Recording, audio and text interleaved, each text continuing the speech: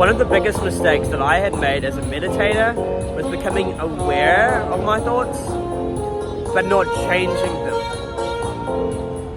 I think an idea that is common in the mindfulness community is that when you become aware of something, that's all you need to do, and it's going to change on its own.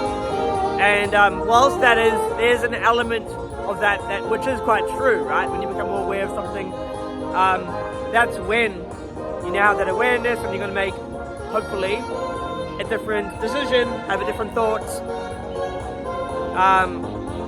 The problem is, for me, what was happening is I would be stuck in the mud, but I wouldn't get myself out of the mud, and I would get so aware that I was stuck in the mud that it would generate more thoughts and more anxieties about being stuck in the mud, right? And so you're even deeper in the mud. This is where two things kind of come to the surface that are important. In the moment, what you can do is you can redirect your thoughts. If you have a thought, redirect your thought to a more wholesome thought. Monitor your thoughts. Don't just be mindful of the thought, but actually work on changing and redirecting them. Because a lot of the mindfulness meditation instructions don't involve or include this, we don't realize this is a possibility for us and that we can actually do it.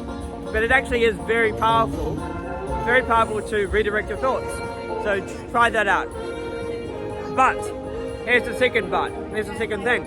If a lot of thoughts are arising about a particular thing, and it's common, you're experiencing a lot of it, it's likely there is something beneath the surface that's generating it. In other words, there is a shadow that is beneath that is causing these thoughts to arise. A shadow being something you're not aware of. So if you think of an iceberg, and this is the most common analogy, the top of the iceberg is the part of the iceberg you can see, but beneath that surface is all this stuff, right?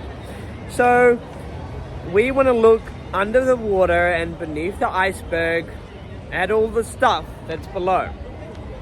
And the top of the iceberg, what we're seeing as far as thoughts, what we're seeing as different emotions, these are kind of the symptoms. And if something is reoccurring, it actually means there's probably something beneath the surface, some shadow that's causing these thoughts to arise. So what we do is we actually inquire into the why. We follow the train of whys down the chain. We look at the shadow. We do the healing and integration work from there. So, that's my thoughts on this video, and it is important to change as well as just being aware. I think the way that meditation has been taught in traditional Buddhist teachings or other teachings is this kind of like, just be aware, just be the witness. But I think that is incredibly powerful, but it can make you suppress the individuality or the self that is able to actually make a change. For example, let's say your body's really agitated. You could actively focus on relaxing the body part by part, or you can just be really agitated and become really, really good at noticing it. And eventually, I think if you go all the way to the end, your body will start to relax. But I think for most people, and you may have experienced this too, you'll become aware of it, but you'll just put yourself deeper into the mud. You'll criticize yourself more, or at least more thoughts will come up that are critical, because you start to recognize, oh, I'm in the mud, and your ego won't like that.